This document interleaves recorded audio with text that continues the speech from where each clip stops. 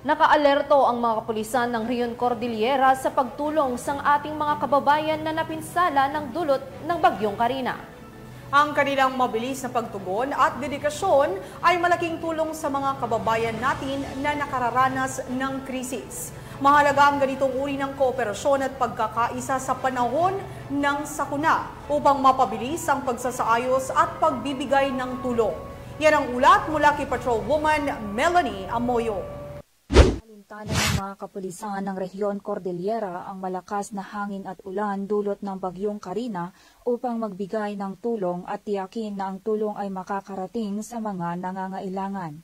Habang patuloy ang Bagyong Carina sa pagsalanta sa iba't ibang panig ng Rehiyon Cordillera, ang mga kapulisan ay alerto at patuloy na nagpapatupad ng preemptive measures at nananatiling nakabantay at nakikipag-ugnayan sa iba pang mga ahensya ng pamahalaan upang matiyak ang kaligtasan ng lahat ng residente.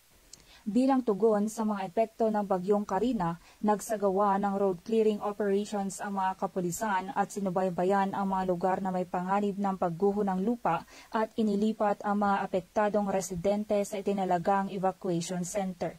Namigay rin ng libreng gulay ang mga kapulisan sa mga nasalanta ng Bagyong Carina. Hinimok ang komunidad na manatiling mapagmatsyag at agad humingi ng tulong sa mga kinauukulan kung kinakailangan upang masiguro ang kanilang kaligtasan. Sa pamamagitan ng kanilang pagtutulungan at koordinasyon, ang kanilang pinagsamang pagsisikap ay nagresulta sa mabilis na pagresolba ng mga balakid na dulot ng Bagyong Carina. Ang kanilang dedikasyon sa sinumpaang tungkulin ay binibigyang diin ang kahalagahan ng pagkikipagtulungan sa pagpapanatili ng pampublikong kaligtasan at kaayusan anumang oras at pagkakataon tungo sa mas ligtas na bagong Pilipinas. Mula dito sa Rehiyon Cordillera, ako ang inyong PNN Correspondent Patrolwoman Melanie Amoyong, alagad ng batas, tagataguyod ng Balitang Pulis. Maraming salamat, Patrolwoman Amoyong.